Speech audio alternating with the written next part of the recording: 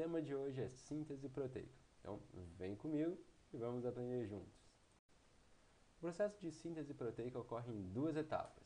A primeira etapa é chamada de transcrição. Ocorre no núcleo celular dos eucariotos, onde uma fita molde de DNA será lida e então será produzida uma fita de RNA mensageiro. Esse RNA mensageiro, depois de processado, sai do núcleo por meio de uma migração através dos poros e então chega no citoplasma celular. Ao encontrar os ribossomos, inicia-se então o processo de tradução, que é o processo final dessas etapas, onde nós vamos montar a nossa proteína. E agora vamos ver como ocorre o processo de transcrição. A transcrição é dividida em três etapas: iniciação, alongamento e terminação. Na iniciação temos a região promotora, que é onde vai ocorrer a leitura da fita molde de DNA. Enzimas então helicase são responsáveis por romper a ligação entre as fitas de DNA, permitem então que uma região chamada de fita molde seja lida pela RNA polimerase. A RNA polimerase é uma das mais importantes nesse processo, pois ela vai ser responsável pela fabricação da fita de RNA mensageiro. Inicia-se então a etapa de alongamento. À medida que a RNA polimerase avança no sentido 5' 3', nós temos então a leitura da fita molde de DNA. Chegando ao processo de terminação, quando a transcrição ela chega ao fim, liberando assim o pré-RNA mensageiro. Vale lembrar uma informação importante, pessoal.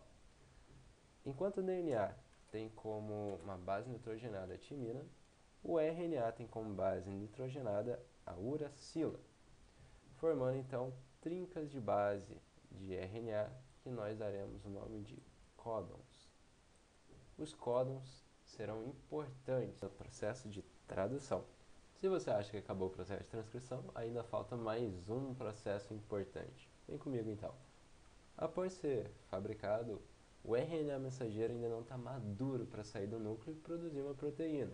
Por isso nós chamamos ele de pré-RNA. Então, ainda no núcleo é feito um processamento desse RNA, também chamado de splicing, que é a retirada de certas partes do nosso RNA mensageiro que não são essenciais para a produção de proteínas. Essas partes são os introns. Introns são sequências não codificantes do nosso RNA. Elas são originadas do DNA, porque o DNA também tem essas sequências que não são codificantes. A partir do processo então de splicing, os introns são retirados, sobrando apenas os nossos exons, que são as partes codificantes. Mas aí que vem a parte interessante e importante desse processo. Depois que os introns são retirados, então os exons eles precisam ser unidos novamente. Só que a forma como esses exons são reunidos pode variar muito de proteína para proteína. E aí é que entra a parte importante. Repara só essa sequência aqui embaixo. À medida que nós juntamos combinações de exons, que são as cores diferentes, formamos também proteínas diferentes. Então, de apenas um único RNA mensageiro, que foi lido de um único gene do DNA, é possível formar várias proteínas diferentes. E é por isso que o processamento ou splicing é muito importante. E agora que encerramos o processo de transcrição, nosso RNA mensageiro está pronto para sair do núcleo. Quando ele sai do núcleo, então ele entra no citoplasma e então se encontra com o ribossomo, a unidade que vai proporcionar a tradução, que é o processo final da síntese proteica. Então vamos acompanhar como que é feita a tradução? Venham comigo. Chegamos aqui ao nosso ribossomo e já temos o nosso RNA mensageiro acoplado a ele. E olha que interessante, vemos o RNA-T. Esse é o RNA transportador.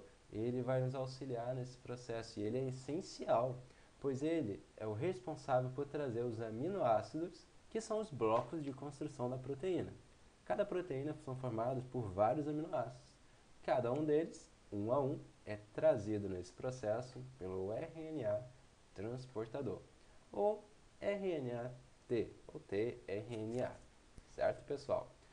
O RNA transportador, então, ele vai se ligar ao sítio A do nosso ribossomo, como se fosse um pequeno encaixe. A partir disso, ele vai tentar se conectar com o nosso RNA mensageiro para saber se esse aminoácido que ele está carregando é o apropriado para essa proteína em questão. E como que se dá esse processo? O nosso RNA mensageiro é dividido em trincas de bases nitrogenadas, também conhecidas como códon. E o nosso RNA transportador possui um anticódon. É como se fosse uma chave e uma fechadura. Só existe a chave certa para a fechadura certa. Assim também só vai existir a sequência de bases certa que vai se ligar com a sequência de bases correspondente. Como nós podemos ver nesse primeiro exemplo aqui, já temos o primeiro aminoácido, a metionina. Uma informação importante, pessoal. Todo RNA mensageiro, ele possui um aminoácido start, ou a sequência start, que vai dar início a todo esse processo. Sempre, independente da proteína, ou seja, qualquer proteína, vai começar com o mesmo aminoácido, a metionina, pois a sequência start é uma só, AUG. Também temos as sequências stop, que seriam as sequências de finalização. Para isso temos três combinações possíveis: o AA, o AG ou UGA. Digamos que tenhamos um aminoácido de 7 códons, porém a sequência stop está no terceiro códon. O que vai acontecer? Chegou na sequência stop, independente dos outros códons, a proteína vai ser liberada. Porque a sequência stop ela determina o fim do processo da síntese de proteína. E isso também permite uma variedade maior de proteínas que podem ser formadas, certo? E agora, pessoal, vou ensinar para vocês como que a gente vai ler a sequência formada de códon a códon.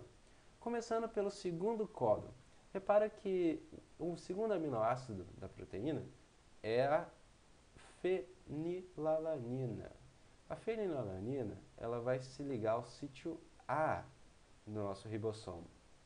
Assim que RNA transportador presente no sítio P sair daqui, o RNA transportador do sítio A migra para o sítio P.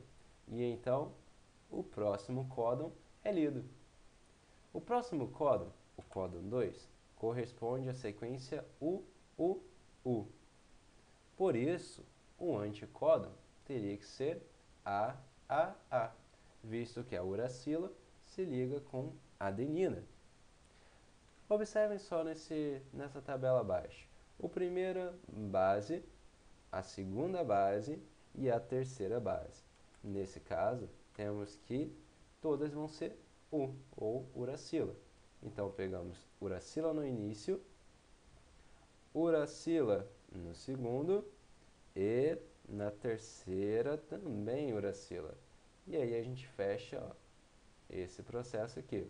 Então, cada aminoácido é unido ao próximo, por meio da famosa ligação peptídica, que são as ligações fortes entre os aminoácidos que compõem as proteínas. Caso queiram saber mais sobre o processo, é só falar, e aí eu gravo um vídeo específico sobre isso. E esse foi o processo de síntese de proteína. Dando uma breve revisada nesse processo, observem como que ele ocorre. Desde o DNA, uma fita molde é lida.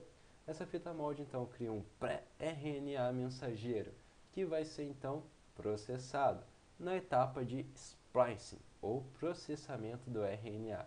A partir do momento que o RNA mensageiro está maduro, está pronto para produzir proteínas, ele segue do núcleo para o citoplasma, onde então vai encontrar os ribossomos. Junto com os ribossomos e os RNA transportadores, nós temos então as leituras dos códons dos nossos RNA mensageiros.